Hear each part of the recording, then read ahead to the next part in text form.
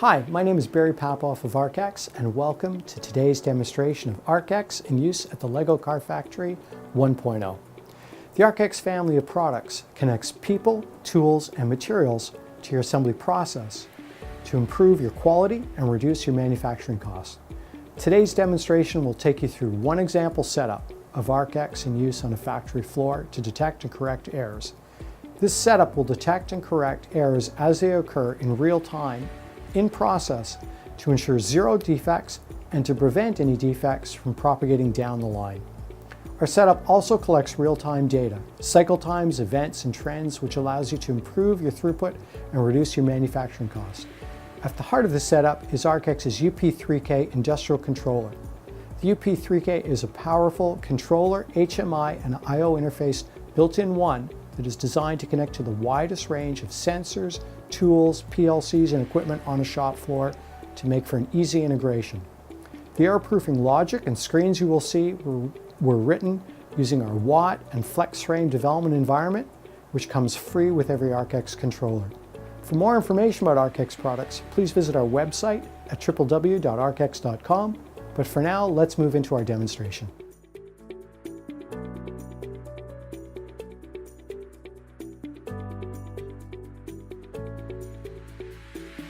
Okay, here we are on the shop floor of the ARCX car factory. At our factory, we stock only 15 different raw materials, but with those 15 different raw materials, we can build literally dozens of different cars. The other thing is, even with 15 parts only, it's possible to make literally thousands of assembly errors. So the key thing with this setup is we want to ensure that we build the right vehicle exactly the first time. Now, our assembly line is broken down into 4 individual work centers. At each work center, we're going to do a different process. But at each work center, we're still going to tie together the person, the tools, and the materials to the process to make sure that it's done perfectly the first time. Now, the first thing that happens when I show up to work is I'm going to badge in as today's operator. We can set up the system actually to validate that I've been trained and have permission to do this task. The next thing we need to do is pick what vehicle we're going to build. Now, normally the day's work orders could be fed down from your MRP or MES system. ARCX interfaces to enterprise software through web services or to other APIs through plugins, or in the simplest setup, you could scan a travel sheet, or as with us for today, we're going to pick a vehicle from one of these RFID cards. I'm going to pick this vehicle as the one I'm building today. I'm going to feed the recipe into the system. I don't even need to look at the picture because the system is going to tell me exactly what I need to do. Now, the first step is the placard turns yellow to indicate that I need to perform this task, and it's telling me to pick a red chassis. I do so, I scan it in, and notice the placard now turns green to tell me I've done it correctly. There's a serial number or a VIN on this chassis. Again, that can be tied to the work order as well as me to the operator, so I have full traceability of today's assembly. Here at Station 2, we're going to put the wheels on the car. It's also a good opportunity to demonstrate how we've made a simple but effective pick-to-light system using UP3K and off-the-shelf lamps and sensors. In this case, the placard is telling me I need to pick 4 red wheels. Notice as I pick each wheel, the system detects that I've picked it and counts down, telling me how many more process steps I have to do to complete.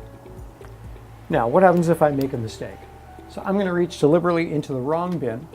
Notice that the placard turned red and the stack light turned red, which indicate I've made a mistake. It stops the assembly process to detect and correct this error right when it occurs so it cannot propagate down the line.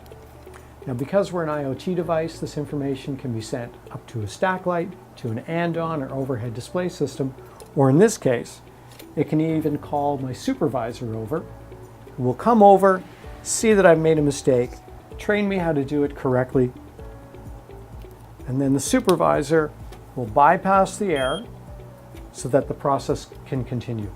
Now, what's important here is that all this data about this error, when it occurred, who was the operator, and so on, can get fed to a server or into your quality information system so that the process engineers have all the data necessary to improve your assembly process, whether it's retraining individuals whether it's spotting where errors may reoccur more frequently than others on the line, or even if certain tools or equipment may be drifting out of specification. Okay, at station number 3, we're going to put on the body panels. The body panels not only need to be picked in a certain sequence, but they need to be put on in the correct order and interface each part together. So this is a perfect workstation to demonstrate how ARCX can interface with work instruction software. So if I haven't done this process in a while, through the ARCX UP3K, we have a separate HDMI video output. We can feed drawings, animation, or live action video to a monitor directly from the box, or you can use the UP3K to trigger back to your work instruction system in order to prompt the next instruction to come to the screen. So I look up at the instruction, and it is telling me to pick and how to assemble the trunk, where to install the back window, where to install the front window, and finally the hood. And it looks correct, so I'm ready to move on to station number 4. Finally, at station 4, we're going to complete the assembly of the car. I'd like to point out 2 things. The first is that you'll see 2 placards on the screen. This is to represent that with the UP3K, you can run multiple processes on a single device. Each process here is an individual placard, and each process has its own programmed number of sequential steps to perform. Our customers run anywhere from 2 to 8 processes on a single box typically, depending on your individual setup. It's really however you want to program your business logic. So process step number 1, put on the doors. That's complete. And for process step number 2, I'd like to comment for a minute on the use of digital tools with the ARCX unit. So whether you're using this nut runner, an electric screwdriver, or this click wrench, digital tool is really just a tool with actuators or sensors built in. It's either going to perform a task or verify that a task is done correctly automatically. In this case, this click wrench is pre-calibrated to a set amount of pressure. So I'm going to make a wire harness by taking this lug, going to insert the wire in, crimp it, and the system's confirmed through the digital tool that I've applied just the right amount of pressure, and sure enough, the crimp is solid. So let's see how we've done. Here's my car, here's the picture, and sure enough, it's been built correctly. So now let's take a look at our process times to see how well our line is performing.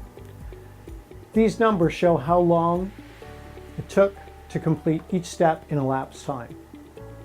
We completed the task at station 1 in 17 seconds. We left station 2 56 seconds, so that's a difference of 39 seconds. So step 2 took 39 seconds to perform. Step 3 we left at 1 minute 56, so a cycle time of 1 minute. And step 4 we left at 2 minutes 56 seconds, also cycle time of 1 minute. So process 4 takes 1 minute, process 3 takes approximately 1 minute, process 2 took 39 seconds, process 1 took 17 seconds. So you can see there's a lot of wasted effort, or a lot of wasted time in stations 1 and 2. As a process engineer, we might reassign our tasks to combine 1 and 2, and then we're going to have a balanced line with no wasted time.